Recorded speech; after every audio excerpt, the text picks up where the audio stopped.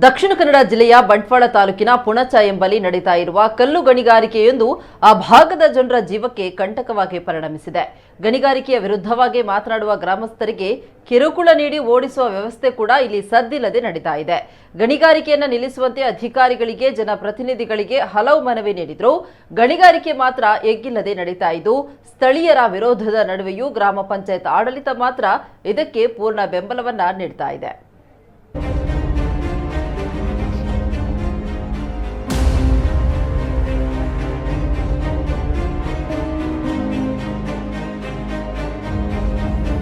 ದಕ್ಷಿಣ ಕನ್ನಡ ಜಿಲ್ಲೆಯ ಬಂಟ್ವಾಳ ತಾಲೂಕಿನ ಪುಣಚ ಗ್ರಾಮ ಪಂಚಾಯತ್ ವ್ಯಾಪ್ತಿಯ ಎರ್ಮೆತೋಟಿ ಎಂಬಲ್ಲಿ ನಡೆಯುತ್ತಿರುವ ಕಲ್ಲು ಗಣಿಗಾರಿಕೆ ಸ್ಥಳೀಯ ಜನರ ಭಾರೀ ವಿರೋಧಕ್ಕೆ ಕಾರಣವಾಗಿದೆ.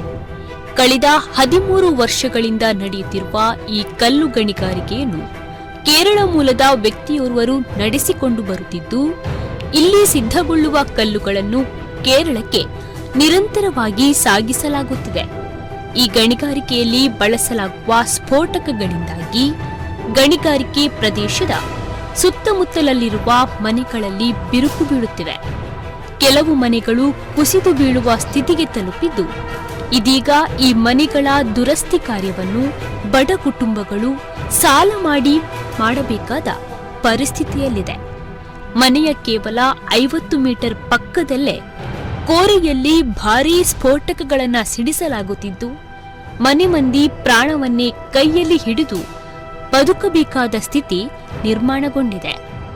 ಅಲ್ಲದೆ ಪಕ್ಕದಲ್ಲೇ ಅಂಗನವಾಡಿ ಕೇಂದ್ರವೂ ಇದ್ದು, ಸ್ಫೋಟದ ಸಂದರ್ಭದಲ್ಲಿ ಕಲ್ಲುಗಳ ತುಂಡುಗಳು ಕೃಷಿ ಭೂಮಿ ಮತ್ತು ರಸ್ತೆಗೆ ಎಸೆಯಲ್ಪಡುತ್ತಿದ್ದು, ಯಾವಾಗ ಯಾರ ಮೇಲೆ ಕಲ್ಲುಗಳು ಬೀಳುತ್ತದೋ ಎನ್ನುವ ಆತಂಕವೂ ಕೂಡ ಇದೀಗ ಮನೆ ಮಾಡಿದೆ. ಈ ಗಣಿಗಾರಿಕೆಯನ್ನು ವಿರೋಧಿಸಿದ 5 ಕುಟುಂಬಗಳು ಕಿರುಕುಳ ತಾಳಲಾಗದೆ ಗ್ರಾಮವನ್ನೇ ಬಿಟ್ಟು ಹೋಗಿದ್ದು, ಗಣಿಗಾರಿಕೆಯನ್ನು ನಿಲ್ಲಿಸುವಂತೆ ಹಲವು ಮನವಿಗಳನ್ನು ಸಂಬಂಧಪಟ್ಟ ಅಧಿಕಾರಿಗಳಿಗೆ ನೀಡಲಾಗಿದ್ರೂ ಯಾವೊಬ್ಬ ಅಧಿಕಾರಿಯೂ ಇತ್ತ ಮುಖ ಮಾಡಿಲ್ಲ ಎನ್ನುವ ಆರೋಪ ಕೂಡ ಇದೀಗ ಕೇಳಿಬರುತ್ತಿದೆ. ನಮಗೆ ಕೂತ್ಕೊಳ್ಳಿಕ್ಕೆ ಕಷ್ಟ ಆಗ್ತಿತ್ತು. 2 ಮಕ್ಕಳು ಸಹ ಸಣ್ಣವರು. ನಾವು ಹೇಳಿದ್ದೇವೆ ಅವರಲ್ಲಿ ಕಲ್ಲು ಬಂದಿದೆ ಎಲ್ಲ ಹೇಳಿ, ಅದಕ್ಕೆ ಅವರು ಹೇಳಿದ್ದಾರೆ ನಾವು ಮಾಡ್ತೇವೆ ಅಂತ ಹೇಳಿ ಇಷ್ಟರ ತನಕ ನಮಗೆ ಮಾಡಲಿಲ್ಲ. ನಾನು ಸಂಘದಿಂದ ಸಾಲ ತೆಗೆದು ಈಗ ಮಾಡ್ತಾ ಇದ್ದೇನೆ. ಮತ್ತು ಗೋಡೆ ಸಹ ಬಿತ್ತು. ಮಳೆಗಾಲದಲ್ಲಿ ನಮಗೆ ನಿದ್ದೆ ಬರಲಿಲ್ಲ, ಹಾಗೆ ಆಗಿತ್ತು ನಮಗೆ. ಮತ್ತು ಯಾವುದು ಗೋಡೆ ಬಿತ್ತು ಅಲ್ಲಿ. ಅದ ಪಂಚಾಯತಿಗೆ ನಾನೀಗ ಅರ್ಜಿ ಕೊಟ್ಟಿದ್ದೇನೆ. ಮನೆ ಇದು ಆಗಿದೆ ಅಂತೇಳಿ ಅವರಿಗೆ ಗೊತ್ತುಂಟು, ಅವರು ಬಂದಿದ್ದಾರಲ್ಲ ಅವರು ಪಂಚಾಯತಿನವರು. ಮೊದಲಿನ ಮನೆಯಲ್ಲಿ ನಮಗೆ ಕೂತ್ಕೊಳ್ಳಿಕ್ಕೆ ಆಗ್ತಾ ಇರಲಿಲ್ಲ, ಹಾಗೆ ಆಗಿತ್ತು. ಅವ್ರು 11 ಗಂಟೆಗೆ ಮತ್ತು 3 ಗಂಟೆಗೆ ಜೋರಿತ್ತು. ಈಗ ಒಂದೊಂದು ಮಾಡ್ತಾ ಇದ್ದಾರೆ ಇದರಲ್ಲಿ, ಇಲ್ಲದಿದ್ರೆ ತುಂಬಾ ಮಾಡ್ತಾ ಇದ್ರು. ಒಮ್ಮೊಮ್ಮೆ 10, 11 ಎಲ್ಲ ಇದು ಮಾಡ್ತಾ ಇದ್ರು. ಗಣಿ ಮತ್ತು ಭೂವಿಜ್ಞಾನ ಇಲಾಖೆ ಗುರುತು ಮಾಡಿದ ಜಾಗದ ಜೊತೆಗೆ ಸರ್ಕಾರಿ ಜಾಗವನ್ನು ಕಬಳಿಸಿ ಇಲ್ಲಿ ಗಣಿಗಾರಿಕೆ ನಡೆಯುತ್ತಿದೆ.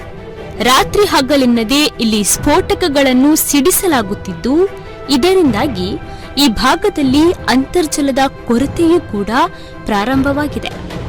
ಹೆಚ್ಚಿನ ಕೃಷಿ ತೋಟಗಳ ಕೊಳವೆ ಬಾವಿಗಳಲ್ಲಿ ನೀರು ಬತ್ತಿ ಹೋಗುತ್ತಿದ್ದು, ಈ ರೀತಿಯಾಗಿ ಬಂಡೆಗಳನ್ನು ಸ್ಫೋಟಿಸಿದಲ್ಲಿ ನೀರು ಇನ್ನಷ್ಟು ಪಾತಾಳಕ್ಕೆ ಹೋಗಿ ಮುಂದಿನ ದಿನಗಳಲ್ಲಿ ನೀರಿನ ಅಭಾವ ಸೃಷ್ಟಿಯಾಗಲಿದೆ ಎನ್ನುವ ಆತಂಕ ಕೂಡ ಮನೆ ಮಾಡಿದೆ.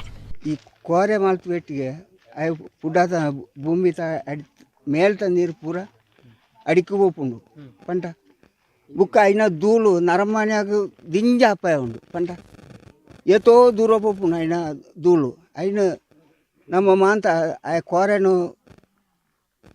ತೋಟ ಬಾರ್ತು ಐನ ನರಿಪುಣೆನು ಉಂತ ಅಂಟ ನಂಗೆ ಸುಮಾರು ಒಂಜಿ ಮುಟ್ಟಾಗ ಸಾಧಾರಣ ಒಂಜಿ 2 ಕಿಲೋಮೀಟ್ರ್ ದೂರ ಹೋಗ ಐನ ಇಂದು ಪೊಡಿತ ಇಂದು ನರಮನೆ ಧೂಳು ಅಪಾಯಕಾರಿ ಅವು.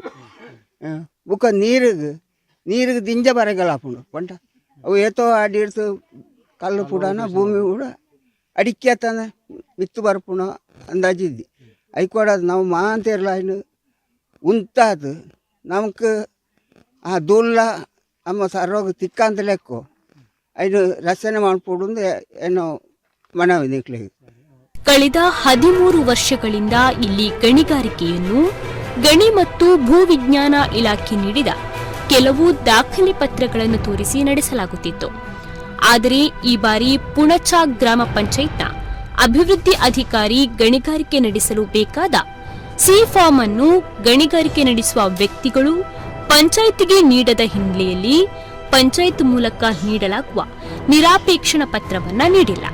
ಆದರೆ ಪಂಚಾಯತ್ನ ಆಡಳಿತ ಮಂಡಳಿ ಈ ಕಲ್ಲು ಗಣಿಗಾರಿಕೆ ನಡೆಸುವ ವ್ಯಕ್ತಿಗಳಿಗಾಗಿಯೇ ವಿಶೇಷ ಸಭೆಯನ್ನ ನಡೆಸಿ ನಿರಾಪೇಕ್ಷಣ ಪತ್ರ ನೀಡುವಂತೆ ನಿರ್ಣಯವನ್ನು ಕೂಡ ತೆಗೆದುಕೊಂಡಿದೆ.